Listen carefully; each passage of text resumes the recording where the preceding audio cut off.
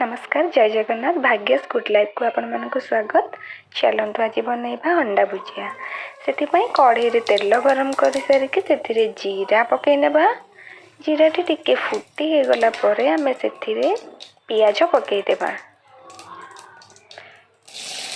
आपण अनुसार आपण केतिकी पियाज देबे और केतेटा अंडा नेथिबे से हिसाब रे पियाज देबे। तो अंडा रे पियाज टिके बेसी पड़ले टेस्ट आसी थाए। तो पियाज को पकई नेबा। पियाज को पकईकी भल भाव तेल रे मिक्स कर नेबा। पियाज टिके गोल्डन ब्राउन कलर जाए भाजवा से काटिक रखिथा कंचा लंका पकईदेबा। कंचा लंका पूरा छोट छोट कर पकईबे और नेक्स्ट आम टमाटो पकई नेबा।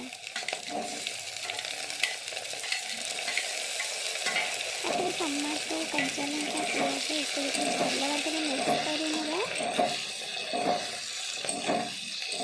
आउ गोटे कथा आम समस्त भी जानते हैं अंडा खाଇବା आमको बहुत प्रोटीन मिलता है। आम समस्त को अंडा खाଇବା दरकार। तो जो मैंने नॉनवेज खाऊना से किसी फोर्स कर तापरे आमे टिके लुण पकई नेबा। स्वाद अनुसार आपण लुण देबे। अंडा और माने सब प्याज टमाटो ये सब को देखिए आपण माने लुण देबे। तापर आमे सेतिरे टिके हल्दी गुंड पकई देबा। हल्दी गुंड भी आपण आपनको हिसाब रे ही देबे। देखिए हल्दी गुंड और लंका गुंड ये सब पड़ला पर मसला टिके अलग ही कलर आसी जाए देखी पार्थे। तापर आमे सेतिरे लंका गुंड मध्ये देबा। आ हाँ लंका गुंड देबा टाइम रे आपण टिके ध्यान रखिबे काहे आपण कट्टा कंचा लंका मध्ये पकई थिबे। तो लंका गुंड से हिसाब से देखिए देवे। जब छोट पिला मैंने खाऊे तो बेसी राग ही करेंगे ना। तो देखिए ही लंका गुंड पकेबे और सबको भल से मिक्स कर नेबा। मिक्स कला बेले देखिए यार गोटे बहुत ही सुंदर बास्नाटा आसो कारण ये सब जिन मिक्स हो जाए।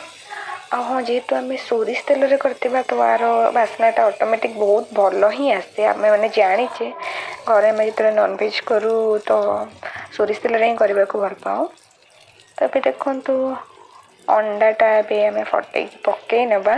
तो मु तो 4टा अंडारे करुँची आपण मान इच्छा आपण मैंने केतेटा अंडारे करेंगे से आपण मैंने जानी। तो मु 4टा अंडा ही यूज करुँची। अंडा गुड़ी को गोटे गोटे कर फटे पकई नेबा। जिते अंडा गुड़िक आम फटे पकावा तो गैस फ्लेम को पूरा ही लो रखा ना अंडा गुड़िक लगे ना पूरा ही लो रखिए। ना आपण मैंने चाहिए आगुरी अंडा को फटे तार प्रेसर को गोलैकी रखिकी आप डायरेक्ट मसला पकई पारे। तो मुझे डायरेक्ट फटे ही पकाऊँगी। तो अंडा गुड़िक भल से मिक्स कर नेबा।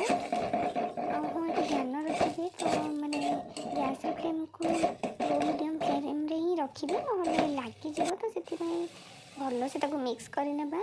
देखो से मिक्स हो गला मुझे कटा होता धनिया पत्र पकईदेली। धनिया पत्र पकईवा द्वारा टेस्ट बहुत ही भल आसी थाए। देखो मोर अंडा भुजिया फाइनली रेडी हो गला। लास्ट को जो धनिया पत्र पड़ला मैंने जानते आमर रेसिपी पूरा रेडी।